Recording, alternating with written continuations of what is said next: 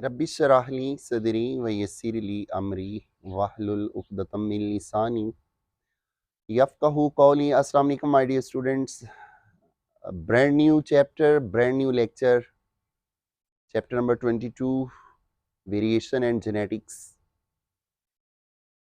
My dear students, आज के lecture में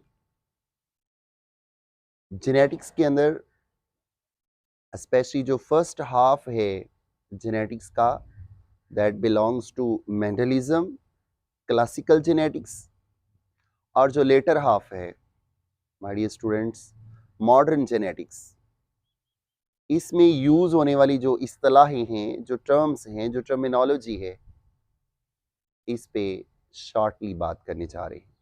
तो let's talk about the very basic terms that are used in genetics. My dear students, ये जो genetics लफ्ज है ये एक्चुअली जीन से डिराइव हुआ है। तो वो ब्रांच बायोलॉजी की जिसमें हम स्टडी करते हैं इसको, इनहेरिटेंस को। It's a study of inheritance.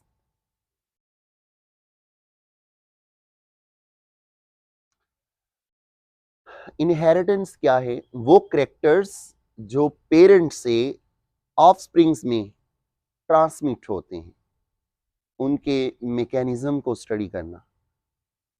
वो मैकेनिज्म ऑफ ट्रांसमिशन जिसमें पेरेंट से ऑफस्प्रिंग्स के अंदर, प्रोजनी के अंदर कैरेक्टर्स की ट्रांसमिशन होती है, उस मैकेनिज्म को स्टडी करना जेनेटिक्स है।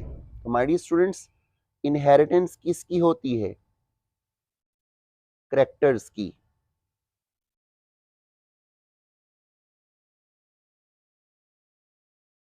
तो याद रखिएगा, बेसिकली हम दो तरह के कैरेक्टर जो हैं वो स्टडी करते हैं। One is called similar,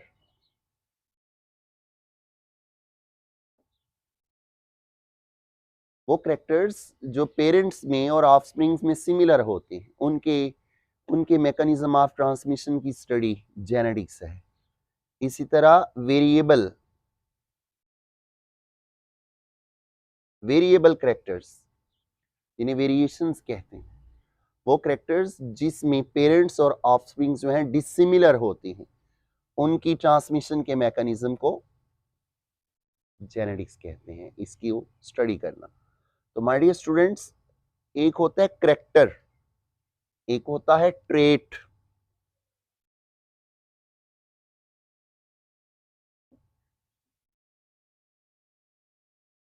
genetics के अंदर याद रखिएगा, किसी भी ऑर्गेनिज्म की, अगर हम ह्यूमन बीइंग्स की बात करें या मेंडल ने जिस स्पेसिमन पे काम किया, पाइजम सेटिवम पे बात करें, तो किसी भी बॉडी के जो जनरल कैरेक्टर्स होती हैं, जो जनरल फीचर्स होती हैं, एक्चुअली माय डियर स्टूडेंट्स, किसी भी ऑर्गेनिज्म के जो जनरल फीचर्स होते हैं, मसलन height of the plant, colour of the flower, position of the flower, shape of the seed, colour of the seed, shape of the pod, colour of the pod, ये क्या है? ये general features हैं my dear students pea plant के।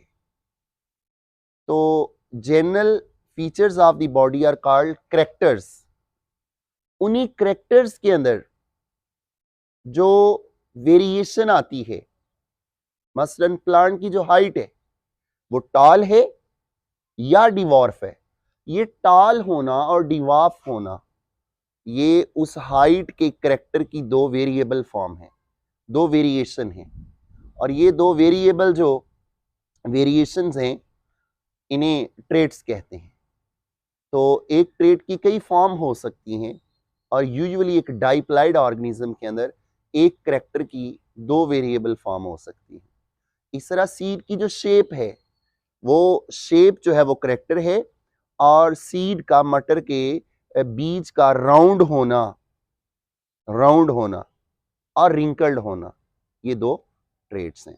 तो my dear students, traits जो हैं एक कैरेक्टर्स की वेरिएबल फॉर्म हो सकती हैं जिनको अलील्स कंट्रोल करती हैं। तो अभी लेटर हाफ में हम अलील और जीन पे भी बात करेंगे। तो इज इट क्लियर कैरेक्टर्स क्या हैं और ट्रेट्स क्या हैं। तो let's talk about the very basic term gene. My dear students, gene जो है वो टाइनी पार्ट है डीएनए का, वो सेगमेंट है। जस्ट सपोज ये हमारे पास एक डबल स्ट्रैंडेड डीएनए है,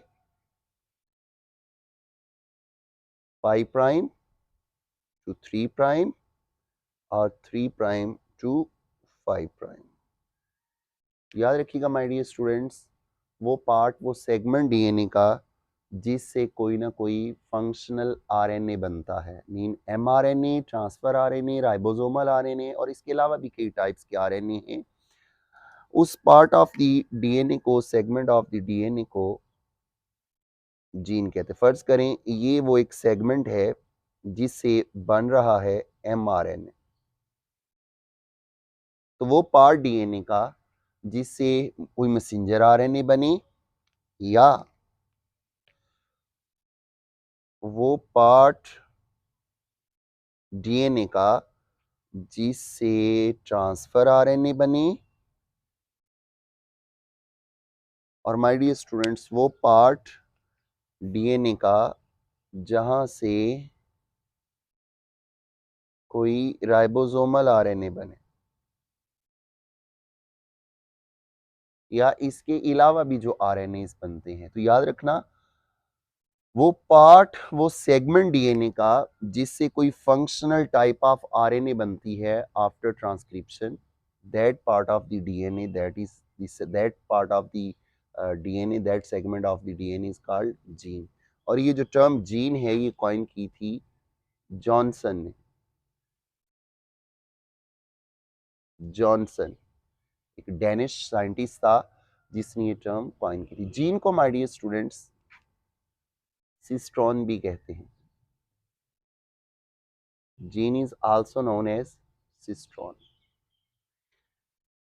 तो जीन वो यूनिट है इनहेरिटेंस का, जिसको यूनिट ऑफ इनहेरिटेंस या यूनिट ऑफ बायोलॉजिकल इनहेरिटेंस कहते हैं, दैट बिलोंग्स टू डीएनए। तो डीएनए का वो पार्ट जिससे कोई ना कोई आरएनए बनता है, दैट इज कॉल्ड जीन। तो आए इस पे, इसके रिलेटेड एक टर्म है लोकस। क्या होता है इस पे भी बात करते हैं। लोकस, माय डियर स्टूडेंट्स, ये हमारे पास एक जोड़ा है क्रोमोसोम का, ऐसा जोड़ा क्रोमोसोम का जिस जो आपस में सिमिलर हो, जिनके जीन जो हैं वो आपस में सिमिलर हो, जीन किनके, करेक्टर्स के।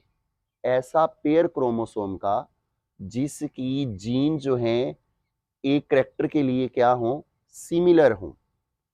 ऐसा जोड़ा क्रोमोसोम का जिसमें एक कॉपी जो है वो मैटरनल हो और एक कॉपी जो है वो फ्रेटर्नल हो, मीन एक अम्मी की साइड की हो और एक अब्बू की साइड की हो। तो this pair of chromosome is called homologous chromosome. तो ये हमारे पास एक जस्ट सपोज होमोलोगस क्रोमोसोम है।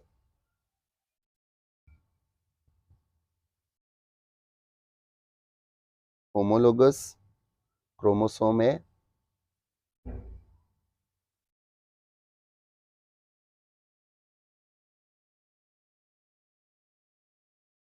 ये वन पेयर है होमोलोगस क्रोमोसोम का।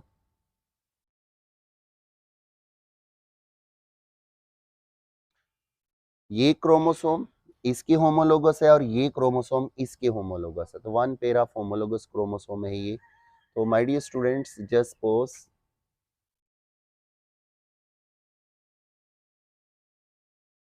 ये मटर का एक जोड़ा है क्रोमोसोम का। तो माय डियर स्टूडेंट्स, फर्ज करें ये कैपिटल टी और कैपिटल टी, ये दो इसके अलील हैं।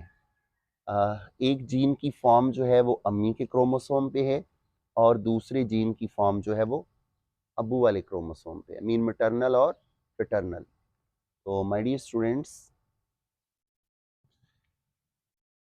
ये कैपिटल टी जो है ये वो अलील है जिसका तल्लक मैटरनल क्रोमोसोम से है, और ये जो टी है इसका तल्लक जो है वो फिटर्नल क्रोमोसोम से। ये कौन से करेक्टर को कंट्रोल करेंगे? हाइट ऑफ द प्लांट को। तो हाइट ऑफ द प्लांट एक करेक्टर है और उस करेक्टर को ये दोनों अलील जब अपना इक्वल कंट्रीब्यूट करके कंट्रोल करती हैं तो ये दोनों अलील जो हैं वो होमोजाइगस कंडीशन है। और माय डियर स्टूडेंट्स, ये टॉल प्लांट की जीनोटाइप है, टॉल प्लांट।